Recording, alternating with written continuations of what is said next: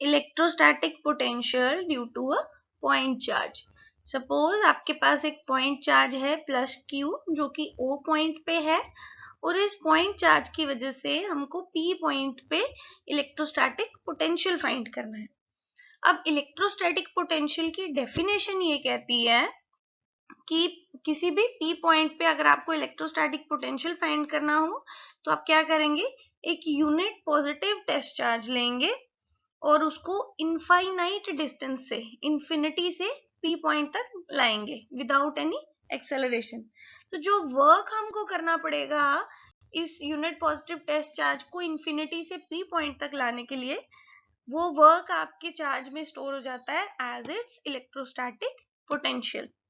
तो अब हमारा ये जो यूनिट पॉजिटिव टेस्ट चार्ज है +1c, इसको हम इंफिनिटी से पी पॉइंट तक ला रहे हैं। सपोज ये जो पाथ आपका ये फॉलो कर रहा है चार्ज, इस पाथ में कोई पॉइंट है ए और आपका ए पॉइंट से ओ पॉइंट का डिस्टेंस है x। तो इस ए पॉइंट पे कितनी इलेक्ट्रोस्टैटिक फोर्स ऑफ रिपल्शन होगी? That force will be given by F equals to electric field into test charge. आपको पता है इलेक्ट्रिक फील्ड जो है वो फोर्स अपॉन टेस्ट चार्ज होता है, तो फोर्स आपकी बन जाएगी electric field into test charge. तो this is equal to F equals to E.1। अब E.1 is equal to E और E जो है आपका इलेक्ट्रिक फील्ड ए पॉइंट पे वो कितना होगा, Q upon 4 pi epsilon naught x square, where x is your distance between point A and point O।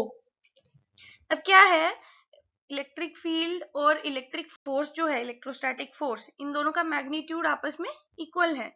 Direction की बात करें तो आपका ये जो सोर्स चार्ज है +q, ये आपके टेस्ट चार्ज को रिपेल करेगा क्योंकि दोनों पॉजिटिव हैं। दूसरी चीज, आपका इलेक्ट्रिक फील्ड भी उसी डायरेक्शन में होगा जिस डायरेक्शन में आपकी फोर्स है। नाउ सपोज आपका चार्ज जो है वो ए पॉइंट से बी पॉइंट तक आता है और ए बी जो है ये डिस्टेंस हम ले लेते हैं dx। तो ये स्मॉल डिस्टेंस मूव करने के लिए जो स्मॉल वर्क करना पड़ा आपके चार्ज को, that work is given by dw। So we can write dw equals to f dot dx, force dot displacement. अब ये जो फोर्स डॉट डिस्प्लेसमेंट वेक्टर हमने लिखा है, इसमें आपको पता है ऊपर हमने डिराइव किया कि आपकी फोर्स और आपका इलेक्ट्रिक फील्ड जो है दोनों का मैग्नीट्यूड सेम है और डायरेक्शन भी सेम है। तो आई can right instead of F vector मैं लिखूंगी E vector dot dx vector. अब हमारा जो इलेक्ट्रिक फील्ड है उसकी डायरेक्शन इस तरफ है, along OA produced away from your positive charge, और आपका dx जो है उसकी डायरेक्शन है from A to B towards the positive charge. That means dx और E के बीच में जो एंगल है that angle is 180 degrees. So I can write dx cos 180 degree.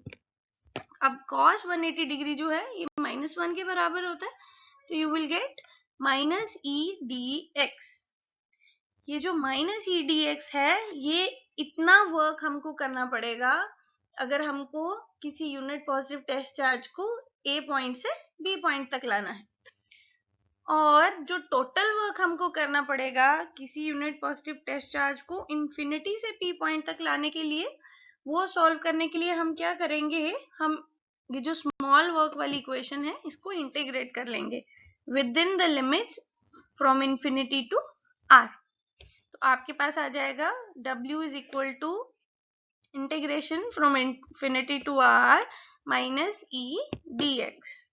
E जो है उसकी वैल्यू हम पुट करेंगे तो we will get integral from infinity to R -q upon 4 pi epsilon naught x square dx। अब इस term में -q upon 4 pi epsilon naught जो है वो कांस्टेंट है, तो हम उसको इंटीग्रल से बाहर ले लेंगे। आपके पास आ जाएगा -q upon 4 pi epsilon naught integration from infinity to R 1/x square dx। अब 1/x स्क्वायर को हम x टू द पावर -2 भी लिख सकते हैं, ठीक है। तो ये आपका फॉर्मूला बन जाएगा integration of power function x to the power n dx। तो जब पावर फंक्शन को हम इंटीग्रेट करते हैं तो हमारे पास आता है x raise to power n+1 divided by n+1। ये जब हम पुट करेंगे तो we will get work W is equal to minus Q upon 4 pi epsilon naught x raised to the power minus 2 plus 1 divided by minus 2 plus 1, and the limit of this integration is from infinity to r. क्या है आपका n की जगह -2 था, तो हमने -2 put करके आपका इंटीग्रल जो है उसको सॉल्व किया। अब हम क्या करेंगे, -2 + 1 इज -1, तो न्यूमरेटर में पावर में और डिनोमिनेटर में -1 आ जाएगा। नाउ हम -1 को आपकी ब्रैकेट्स के बाहर ले जाएंगे, तो minus and minus will become plus, तो finally you will get q upon 4 pi epsilon naught 1 upon x within limits from infinity to r। ये 1/x कैसे बना, x की पावर -1 थी, इसको हम 1/x लिख सकते हैं। अब हम क्या करेंगे, इस 1/x में लिमिट पुट करेंगे, पहले अपर लिमिट फिर lower limit, so we will get q upon 4 pi epsilon naught 1/r minus 1/infinity। अब ये जो 1/infinity होता है इसकी वैल्यू होती है 0, so you will get q upon 4 pi epsilon naught 1/r minus 0, 1/r minus 0 will be equal to 1/r। So finally your work done in moving a unit positive test charge from infinity to point P is equal to q upon 4 pi epsilon naught r। ये जो work है ये आपके charge के पास आ जाता है as its electrostatic potential at point P। That means your electrostatic potential V is equal to work done is equal to q upon 4 pi epsilon naught r।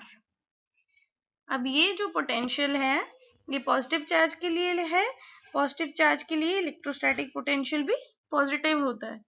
अगर आपके पास नेगेटिव चार्ज होगा तो उसके लिए आपका इलेक्ट्रोस्टैटिक पोटेंशियल जो है वो नेगेटिव होगा। नाउ इसमें एक छोटा सा केस है कि अगर आपका P पॉइंट जो है वो इंफिनिटी पे हो, that means if your R is equal to infinity, in that case your V will become equals to q upon 4 pi epsilon naught into infinity। R की जगह हम infinity पुट कर देंगे, जब आप R की जगह infinity पुट करते हो तो 1/infinity बन गया, 1/infinity is equal to 0। that means अगर आप कोई सोर्स चार्ज लेते हो और उससे कोई इनफाइनाइट डिस्टेंस पे कोई पॉइंट लेते हो P जो उससे इंफिनिटी डिस्टेंस पे है, तो इंफिनिटी पे आपका इलेक्ट्रोस्टैटिक पोटेंशियल जो है वो 0 होता है।